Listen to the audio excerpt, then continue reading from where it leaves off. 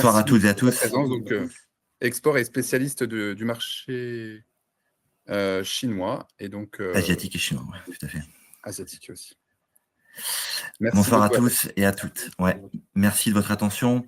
Merci également à Adrien pour l'invitation et à Fabrice pour cette introduction très intéressante sur l'export, le grand export. Aujourd'hui, on va parler bien sûr de l'Asie, mais plus précisément du marché chinois, un marché qui peut être intéressant pour certains d'entre vous.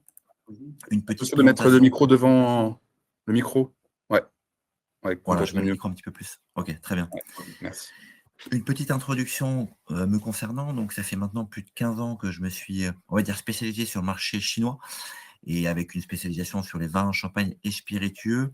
J'ai créé ma société en 2021, une société qui est située à Bordeaux et donc qui aide les producteurs de vins, champagnes et spiritueux à exporter en Asie et plus précisément sur le marché chinois. Et ce qui me permet de répondre à un certain nombre de besoins, notamment d'aider mes importateurs, mes distributeurs à trouver des champagnes de vignerons, des vins tout AOC confondus, et puis parfois des marques de spiritueux que je représente sous différents formats. Donc, je suis assez présent sur la plateforme LinkedIn, où j'ai quasiment 30 000 abonnés, et ce qui me permet de donner un petit peu des retours d'expérience, des conseils sur les différents marchés au grand export, notamment sur le marché chinois. J'ai écrit également un livre qui s'appelle Chine et Business, les secrets de la réussite, dans lequel je raconte toutes mes anecdotes, toutes les erreurs que j'ai pu commettre pendant de nombreuses années, qui m'ont permis aujourd'hui de comprendre un peu mieux le marché chinois. On continue la présentation. Donc, quelle est l'activité de Vinifield? On peut la résumer en 3 points précisément. Numéro 1, c'est vraiment la représentation sur les salons en Asie.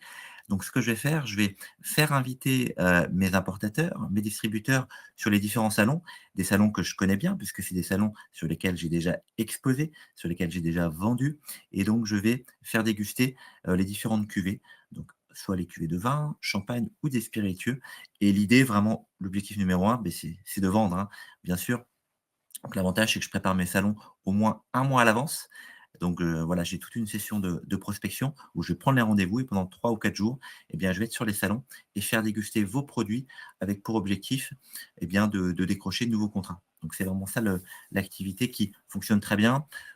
Pour vous donner un ordre d'idée, là, sur les 6 premiers mois de l'année, je vais faire 3 salons, un en Chine, un à Singapour et un Vinexpo Hong Kong. Tous les salons sont déjà complets.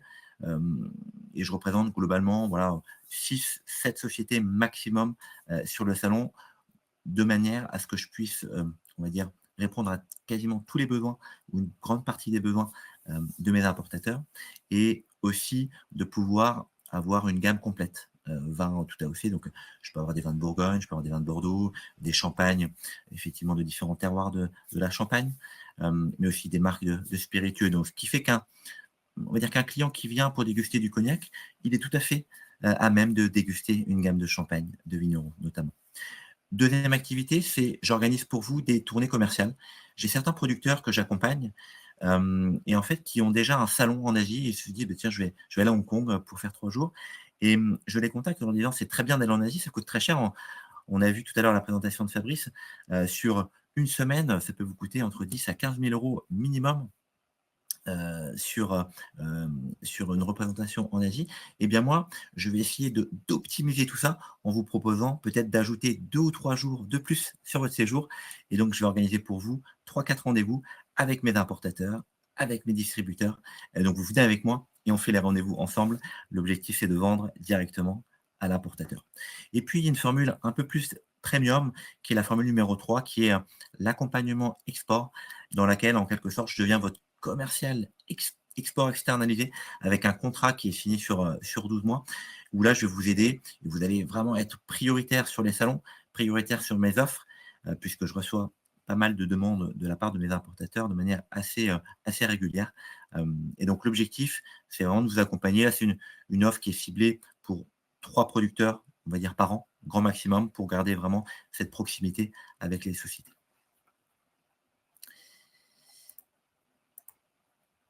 Globalement, le marché chinois, vous avez une carte de la Chine ici, 1,4 milliard d'habitants, 56 ethnies différentes. Le territoire de la Chine, c'est à peu près 17 fois celui de la France. Donc, on est sur des territoires qui sont très grands. On peut considérer la Chine un peu comme un continent et non pas juste un seul pays, puisque du nord au sud et de l'est à l'ouest, on a des langues qui sont complètement différentes, des cultures complètement différentes et des manières de procéder vraiment, vraiment différentes de ce que nous, on a l'habitude de connaître. On a vu les chiffres tout à l'heure qui ont été présentés. Effectivement, à l'export et au grand export, on voit que les 10 premiers marchés, voilà, les États-Unis en numéro 1, Royaume-Uni numéro 2, le Japon euh, numéro 3, qui est un gros marché pour les vins de champagne. La Chine, on va dire le monde chinois, n'arrive pas dans le top 10. Il arrive probablement aux alentours des 15-20e positions, d'après ce que j'ai pu voir en volume et en valeur. Et il y a quand même des opportunités sur le marché chinois, même si elles sont peut-être plus difficiles à déceler, elles sont peut-être plus difficiles à appréhender, parce que ce sont des marchés qui sont lointains et qui nécessitent d'avoir un certain nombre de réseaux et une connaissance fine des marchés. Je vous ai mis rapidement, on va dire, les importations de vin, vin et champagne en 2025 sur le marché chinois. Donc, si vous regardez, effectivement, le numéro 1, c'est l'Australie. Les Australiens ont la position de leader aujourd'hui dans l'exportation de vin en Chine. Pendant de nombreuses années, la France était numéro 1, notamment grâce à différentes appellations, les vins de Bordeaux, les vins de Bourgogne notamment, et les vins du Sud, se portaient très bien. Elle est retombée à la place de numéro 2 depuis déjà quelques années. Et puis, vous voyez numéro 3, le Chili, même si on voit que les volumes ont pas mal baissé en valeur. Si vous regardez la dernière colonne, globalement, c'est en négatif. En fait, ce qu'il faut bien comprendre, c'est qu'il y a certains pays comme l'Australie et le Chili, notamment, qui ont signé des accords avec la Chine qui leur permettent d'avoir des réductions de taxes à l'importation. Et donc, c'est très avantageux pour les importateurs d'aller promouvoir ce type de produits. Pour le marché français, pour les vins de champagne, les vins français exportés en Chine, eh bien, on a des taxes qui sont de l'ordre globalement de 50% à l'import quand vous exportez en Chine continentale. Je ne parle pas de Hong Kong ni de Taïwan. 8 clés pour réussir sur le marché chinois. Alors, on n'a pas beaucoup de temps ce soir, mais globalement, il y a certaines choses qu'il faut bien comprendre si vous voulez vraiment travailler avec le marché chinois. Numéro 1, c'est vraiment éviter la confrontation directe. Avec la culture asiatique, la culture chinoise, il y a certaines choses qu'on ne peut pas dire directement. Si vous voulez, par exemple, échanger avec des acheteurs chinois, le fait de dire un non, on va dire de manière assez directe, assez franche, eh bien, ça peut être mal perçu par certains acheteurs. Donc, je suis en quelque sorte là aussi pour temporiser les choses et vous aider à vous mettre en valeur sans à la fois dégrader les relations. Numéro 2, c'est garder vos atouts en réserve. J'ai constaté que la plupart des producteurs qui allaient en Chine, eh bien, dès le premier rendez-vous, ils vont lister leurs atouts et ils vont dire ça de but en blanc au premier rendez-vous. Ça peut être bien et pas bien. Je conseille toujours de garder toujours un joker à la fin pour pouvoir justement continuer à négocier, puisque les Chinois sont quand même de fins négociateurs et donc vous devez essayer l'intérêt de connexion, mais vous devez aussi en garder un petit peu sous le coude pour continuer à négocier, puisque les négociateurs et les acheteurs, de toute manière, vont vous demander peut-être des remises au niveau du prix, peut-être des moyens de paiement avantageux, peut-être de la gratuité sur les échantillons, que sais-je. Méthode numéro 3, c'est vraiment appliquer ce que j'appelle la méthode de négociation Ackerman, qui est une méthode de négociation appliquée par les personnes du FBI aux États-Unis pour négocier avec des personnes qui sont, voilà, qui sont dures dans la négociation. Donc, tout simplement, il faut se fixer un prix cible et puis vous rajoutez, on va dire, entre 15 à 20% sur votre prix. Alors, parfois, sur les champagnes, il faut être assez prudent parce que, vu le contexte actuel dans lequel on vit, il ne faut pas non plus surcharger le prix de vente parce que sinon, on peut être totalement en dehors du marché. Mais ça vous permettra bien, de négocier par la suite au niveau du prix et de baisser légèrement pour arriver au prix cible. Pardon. Numéro 4, flexibilité avec la contrepartie. Vous devez toujours Bien sûr, ça c'est la base de la négociation.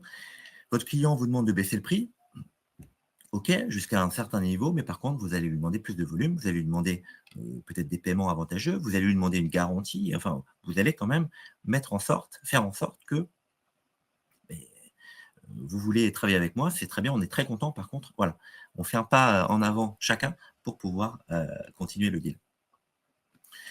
Numéro 5, la valeur de la réticence. En Chine, il faut vraiment bien comprendre que pardon, le business passe beaucoup par les relations, beaucoup par la confiance entre les différents interlocuteurs.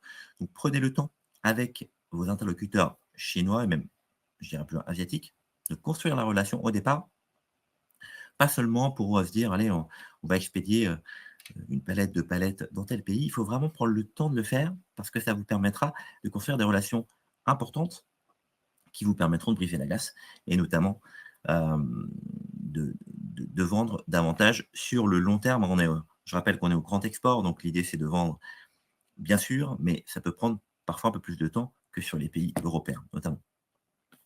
Numéro 6, les acheteurs chinois vont parfois vous solliciter très vite et ils vont vous demander vos prix. Mais parfois, il faut discerner l'essentiel de l'accessoire, c'est-à-dire qu'ils vont vous demander le prix. C'est pas parce qu'ils sont intéressés, c'est parce qu'ils veulent simplement vous situer par rapport à la concurrence.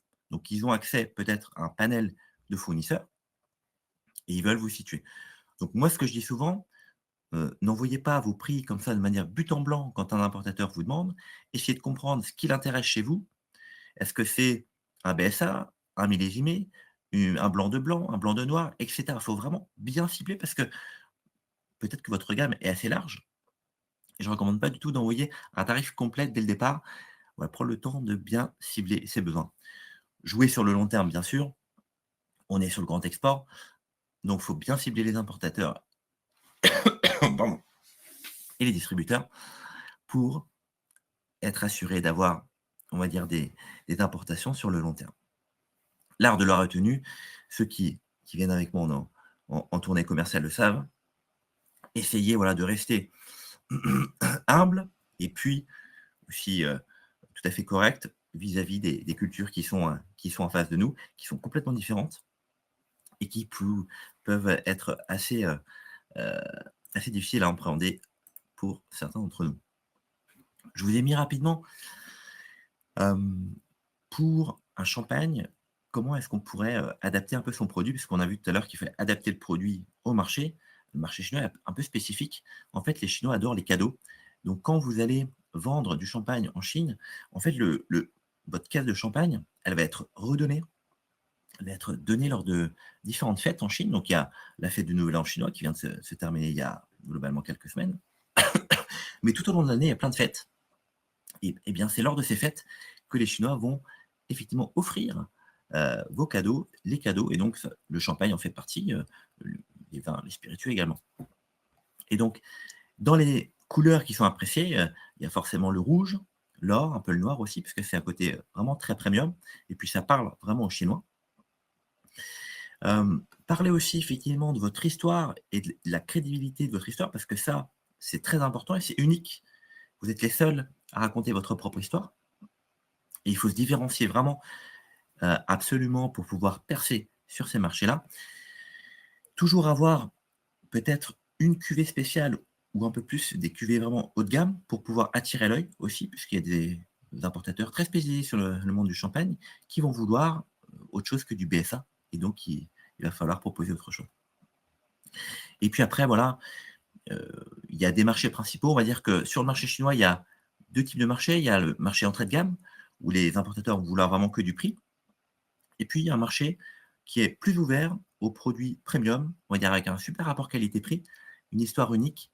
Et ça, c'est aussi ça qui est intéressant, c'est qu'on peut toucher aujourd'hui des importateurs qui sont intéressés par des champagnes de vignerons.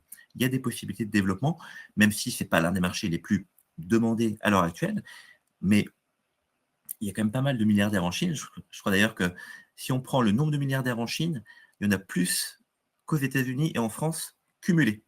Donc il y a quand même un potentiel de développement qui est assez fort. Bien sûr, il faut avoir les bons réseaux, il faut avoir les bonnes introductions. Et effectivement, c'est ce que je permets de faire, notamment sur sur la représentation sur les salons, sur les tournées commerciales notamment, et puis un réseau que j'ai, on va dire, établi depuis maintenant plus de plus de 15 ans.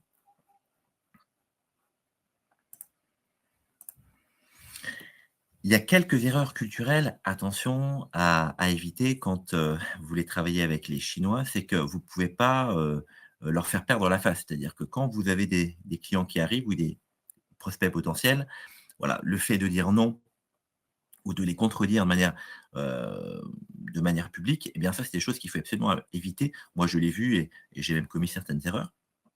L'impatience, vouloir aller trop vite. J'accompagne pas mal de producteurs, sur les marchés asiatiques, et pour quelques-uns d'entre eux, ils sont très pressés.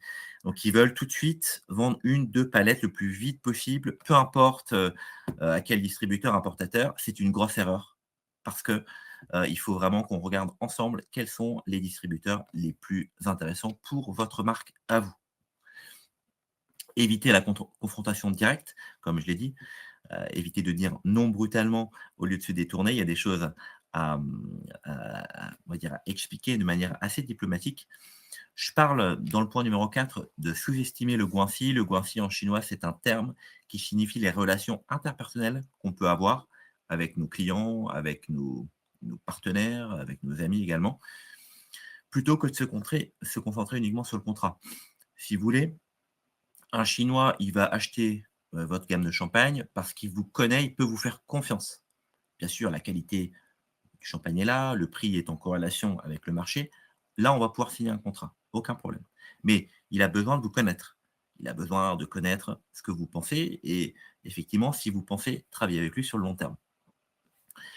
Ignorer la hiérarchie, alors ça, on va parler, si vous souhaitez développer avec des grosses sociétés, chinoises, des sociétés étatiques ou des sociétés de taille, on va dire, plus grande, eh bien, il faut toujours que vous puissiez vous adresser avec la personne qui a le même titre que vous. Sûr que si vous êtes dirigeant d'entreprise, essayez de d'adresser directement au directeur général de la société. Si vous êtes responsable commercial, au responsable des achats, commercial, on va dire à l'acheteur, et cetera. Tout ça pour respecter la hiérarchie et ne pas brûler les étapes. L'erreur aussi que je peux voir aussi régulièrement, c'est parler que de business. C'est-à-dire que quand moi je fais mes rendez-vous, il y a toujours une petite partie, on prend 5-10 minutes au départ pour essayer de comprendre un peu, dans quelle ambiance on est et poser des questions un peu à notre interlocuteur sur, comment se passe le marché, comment se passe, un peu, l'ambiance de consommation en ce moment. Tout simplement pour déjà briser la glace, puis pas se focaliser uniquement sur la vente, même si c'est ça qui nous intéresse bien sûr, mais ça peut vous montrer, en tout cas ça peut vous aider à développer le business, on va dire sur le long terme.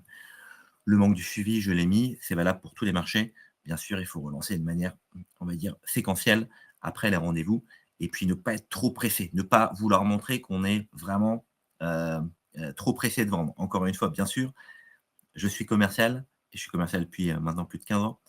Donc effectivement, l'objectif, c'est de vendre, mais c'est pas de vendre à tout prix. On est là pour vendre au bon distributeur, au bon circuit de distribution, avec le bon importateur.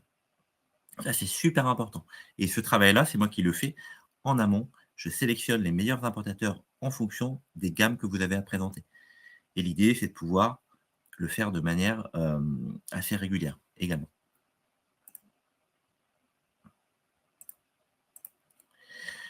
Juste une petite photo, de ce que je peux organiser en Chine notamment et dans le reste de l'Asie. J'organise régulièrement des wine tasting, donc des événements de vin, de dégustation, avec mes importateurs et puis des clubs d'affaires, des clubs d'œnologie et cetera. Ce qui permet de faire découvrir aussi vos produits et aussi, eh bien, de nouer une certaine relation de proximité avec les professionnels du secteur.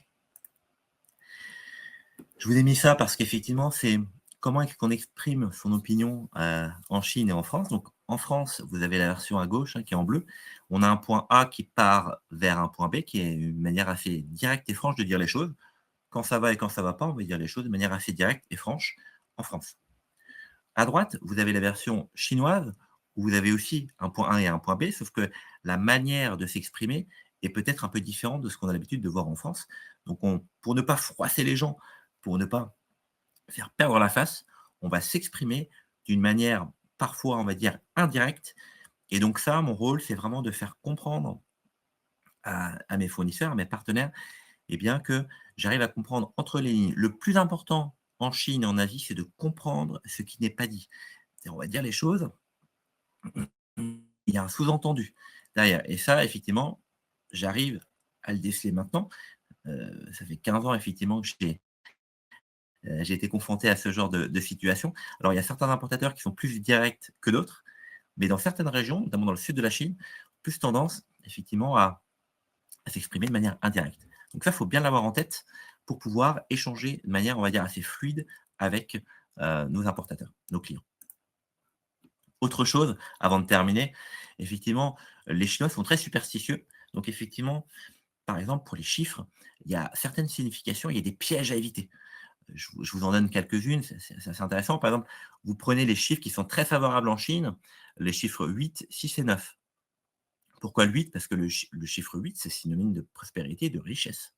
Le chiffre 6, synonyme de l'harmonie et de la fluidité.